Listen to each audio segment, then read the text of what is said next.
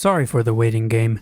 It's been a busy past few weeks and my work has been cut out for me, to say nothing of the old pointed gender cliche which accuses males of lacking necessary skills required to multitask, arguably true or otherwise. It seems my mind compartmentalizes itself into detached sections and categories which run quite deep, few though they may be, and they keep me totally immersed in thought whenever I'm working on new material.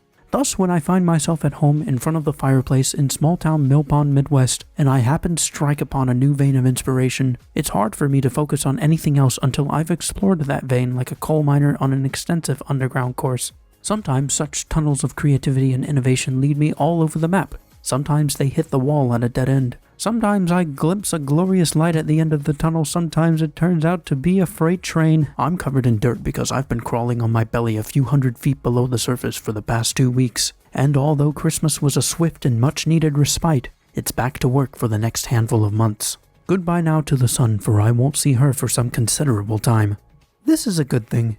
If you are a creative person, perhaps you suffer from the same thing I do, which has me constantly wondering if I've still got it after enough time has passed without either conception of completion of a given idea to suggest I've still got something exciting up my sleeve.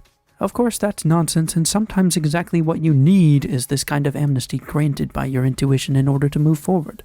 You can run yourself into the ground if you never take a breath, the same as you can get into trouble if you let repose bloat and morph into lethargy or apathy. I hate the word bloat.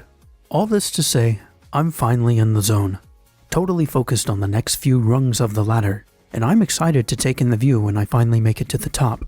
The thought is compelling, and at this point, forward movement is almost as inspiring as the realization or accomplishment of a given creative idea itself.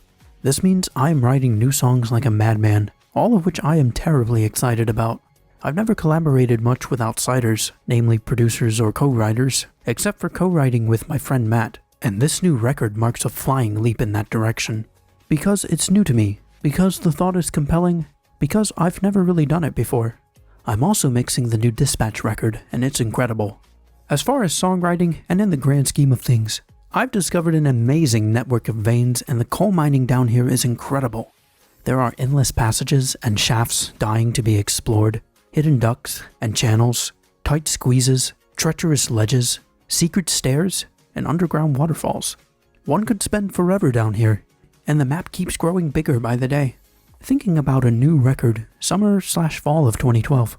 If you need me before then, I'll be underground.